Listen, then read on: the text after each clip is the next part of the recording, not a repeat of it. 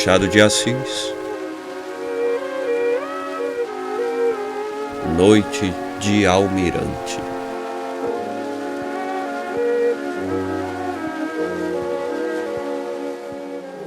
Deolindo Venta Grande era uma alcunha de bordo. Saiu do arsenal da marinha e enfiou pela rua de Bragança. Batiam 3 horas da tarde. Era a fina flor dos marujos e, demais, levava um grande ar de felicidade nos olhos. A corveta dele voltou de uma longa viagem de instrução e Deolindo veio à terra. Tão depressa alcançou licença.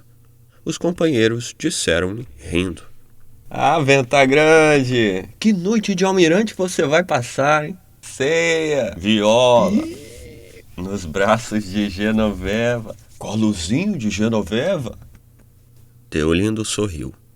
Era assim mesmo, uma noite de almirante, como lhes dizem. Uma dessas grandes noites de almirante que o esperava em terra. Começara a paixão 3 meses antes de sair a corveta.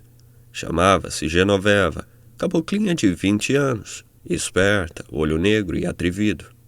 Encontraram-se em casa de terceiro e ficaram morrendo um pelo outro, a tal ponto que estiveram prestes a dar uma cabeçada. Ele deixaria o serviço e ela o acompanharia para a vila mais recôndita do interior. A velha Inácia, que morava com ela, dissuadiu-os disso. Deolindo não teve remédio, senão seguir em viagem de instrução. Eram 8 ou 10 meses de ausência.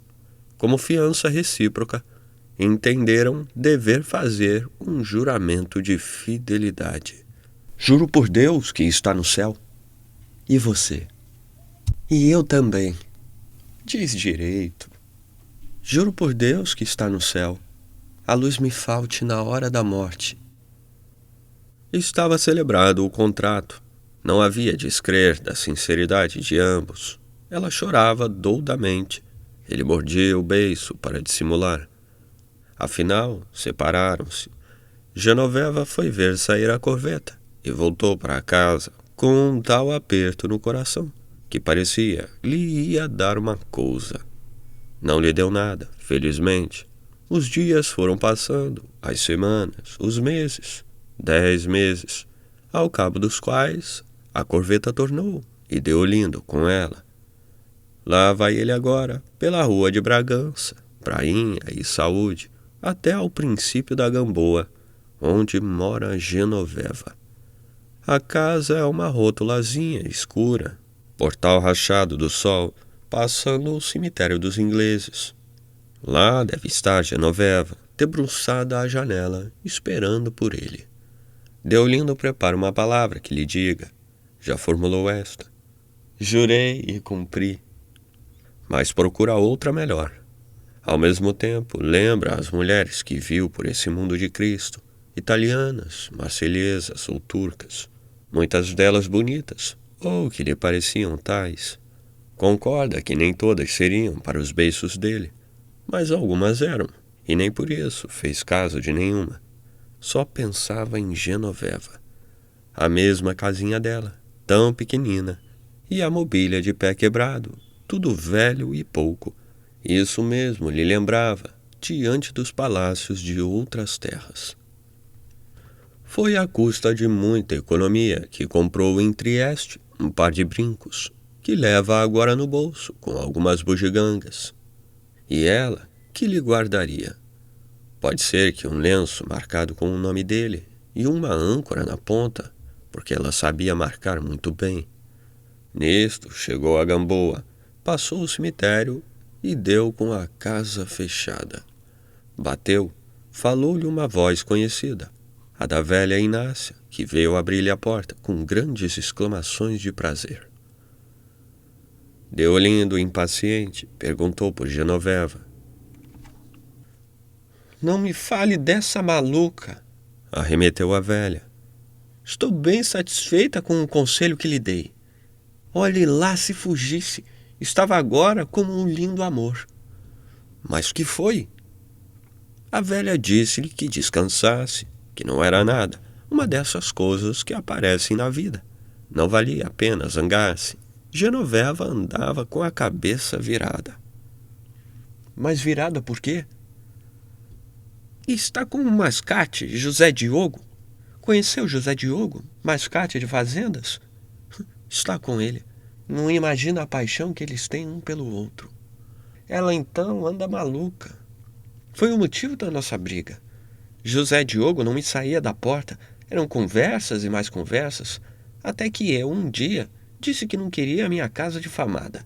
Ah, meu pai do céu! Foi um dia de juízo. Genoveva investiu para mim com os olhos deste tamanho, dizendo que nunca difamou ninguém e que não precisava de esmolas. Que esmola, Genoveva? O que digo é que não quero esses cochichos à porta, desde as Ave-Marias. 2 dias depois, estava mudada e brigada comigo. Onde mora ela? Na Praia Formosa, antes de chegar à pedreira. Uma rótula pintada de novo. Deolindo não quis ouvir mais nada. A velha Inácia, um tanto arrependida, ainda lhe deu avisos de prudência. Mas ele não os escutou e foi andando. Deixo de notar o que pensou em todo o caminho. Não pensou nada. As ideias marinhavam-lhe no cérebro, como em hora de temporal, no meio de uma confusão de ventos e apitos. Entre elas, rutilou a faca de bordo, ensanguentada e vingadora. Tinha passado a Gamboa, o saco do alferes. Entrara na Praia Formosa. Não sabia o número da casa, mas era perto da pedreira, pintada de novo, e com o auxílio da vizinhança poderia achá-la. Não contou com o acaso, que pegou de Genoveva e fê-la sentar à janela, cosendo, no momento em que Deolindo ia passando. Ele conheceu-a e parou. Ela, vendo o vulto de um homem, levantou os olhos e deu com o marujo. Que é isso? Exclamou espantada. Quando chegou? Entre, seu Deolindo. E, levantando-se, abriu a rótula e fê-lo entrar. Qualquer outro homem ficaria alvoroçado de esperanças. Tão francas eram as maneiras da rapariga. Podia ser que a velha se enganasse ou mentisse. Podia ser mesmo que a cantiga do mascate estivesse acabada. Tudo isso lhe passou pela cabeça, sem a forma precisa do raciocínio ou da reflexão, mas em tumulto e rápido. Genoveva deixou a porta aberta, fê-lo sentar-se, pediu-lhe notícias da viagem e achou-o mais gordo. Nenhuma comoção de intimidade. Deolindo perdeu a última esperança. Em falta de faca, bastavam-lhe as mãos para estrangular Genoveva, que era um pedacinho de gente, e durante os primeiros minutos não pensou em outra coisa. Sei tudo, disse ele. Quem lhe contou? Deolindo levantou os ombros. Fosse quem fosse, tornou ela. Disseram-lhe que eu gostava muito de um moço? Disseram. Disseram a verdade. Deolindo chegou a ter um ímpeto. Ela fê-lo parar só com a ação dos olhos. Em seguida, disse que, se lhe abrira a porta, é porque contava que era um homem de juízo. Contou-lhe então tudo, as saudades que curtira, as propostas do mascate, as suas recusas, até que um dia, sem saber como, amanhecera gostando dele. Pode crer que pensei muito e muito em você. Sinhá Inácia que lhe diga, se não chorei muito. Mas o coração mudou. Mudou. Conto-lhe tudo isto, como se estivesse diante do padre. Concluiu, sorrindo. Não sorria de escárnio. A expressão das palavras é que era uma mescla de candura e cinismo, de insolência e simplicidade, que desisto de definir melhor. Creio até que insolência e cinismo são mal aplicados. Genoveva não se defendia de um erro ou de um perjúrio. Não se defendia de nada. Faltava-lhe o padrão moral das ações. O que dizia, em resumo, é que era melhor não ter mudado. Dava-se bem com a afeição do Deolindo. A prova é que quis fugir com ele. Mas uma vez que o mascate venceu o marujo, a razão era do mascate e cumpria declará-lo. Que vos parece? O pobre marujo citava o juramento de despedida como uma obrigação eterna, diante da qual consentira em não fugir e embarcar. Juro por Deus que está no céu, a luz me falte na hora da morte. Se embarcou, foi porque ela lhe jurou isso. Com essas palavras é que andou, viajou, esperou e tornou. Foram elas que lhe deram a força de viver. Juro por Deus que está no céu, a luz me falte na hora da morte. Pois sim, Deolindo, era verdade. Quando jurei, era verdade. Tanto era verdade que eu queria fugir com você para o sertão. Só Deus sabe se era verdade. Mas vieram outras coisas. Veio esse moço e eu comecei a gostar dele. Mas a gente jura para isso mesmo? É para não gostar de mais ninguém. Deixa disso, Deolindo. Então você só se lembrou de mim? Deixa de partes. A que horas volta José Diogo? Não volta hoje. Não? Não volta. Está lá para os lados de Guaratiba com a caixa. Deve voltar sexta-feira ou sábado. E por que é que você quer saber? Que mal lhe fez ele? Pode ser que qualquer outra mulher tivesse igual palavra. Poucas lhe dariam uma expressão tão cândida, não de propósito, mas involuntariamente. Vede que estamos aqui muito próximos da natureza. Que mal lhe fez ele? Que mal lhe faz esta pedra que caiu de cima? Qualquer mestre de física lhe explicaria a queda das pedras. Deolindo declarou, com um gesto de desespero, que queria matá-lo. Genoveva olhou para ele com desprezo, sorriu de leve e deu um muxoxo. E, como ele lhe falasse de ingratidão e perjuro, não pôde disfarçar o pasmo. Que perjuro, que ingratidão! Já lhe tinha dito e repetido que quando jurou era verdade. Nossa Senhora, que ali estava, em cima da cômoda, sabia se era verdade ou não. Era assim que lhe pagava o que padeceu. E ele, que tanto enchia a boca de fidelidade, tinha se lembrado dela por onde andou. A resposta dele foi meter a mão no bolso e tirar o pacote que lhe trazia. Ela abriu, aventou as bugigangas, uma por uma, e por fim deu com os brincos. Não eram nem poderiam ser ricos, eram mesmo de mau gosto, mas faziam uma vista de todos os diabos. Genoveva pegou deles, contente, deslumbrada, mirou-os por um lado e outro, perto e longe dos olhos, e afinal enfiou-os nas orelhas. Depois foi ao espelho de pataca, suspenso na parede entre a janela e a rótula, para ver o efeito que lhe faziam. Recuou, aproximou-se, voltou a cabeça da direita para a esquerda e da esquerda para a direita. Sim, senhor, muito bonitos, disse ela, fazendo uma grande mesura de agradecimento. Onde é que comprou? Creio que ele não respondeu nada, nem teria tempo para isso, porque ela disparou mais 2 ou 3 perguntas, uma atrás da outra. Tão confusa estava de receber um mimo a troco de um esquecimento. Confusão de 5 ou 4 minutos, pode ser que 2. Não tardou que tirasse os brincos e os contemplasse e pusesse na caixinha em cima da mesa redonda que estava no meio da sala. Ele, pela sua parte, começou a crer que, assim como a perdeu estando ausente, assim o outro, ausente, podia também perdê-la. E, provavelmente, ela não lhe jurara nada. Brincando, brincando é noite, disse Genoveva. Com efeito, a noite ia caindo rapidamente. Já não podiam ver o Hospital dos Lázaros e mal distinguiam a Ilha dos Melões.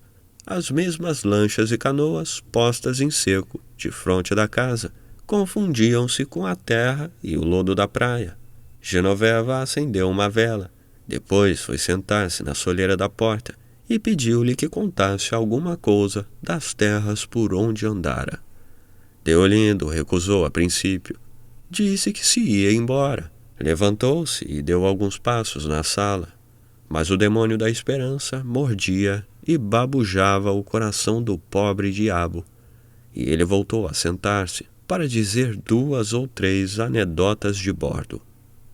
Genoveva escutava com atenção. Interrompidos por uma mulher da vizinhança que ali veio, Genoveva fê-la sentar-se também para ouvir as bonitas histórias que o Sr. Deolindo estava contando. Não houve outra apresentação. A grande dama que prolonga a vigília para concluir a leitura de um livro ou de um capítulo não vive mais intimamente a vida dos personagens do que a antiga amante do Marujo vivia as cenas que ele ia contando, tão livremente interessada e presa, como se entre ambos não houvesse mais que uma narração de episódios. Que importa a grande dama, o autor do livro? Que importava a esta rapariga, o contador dos episódios?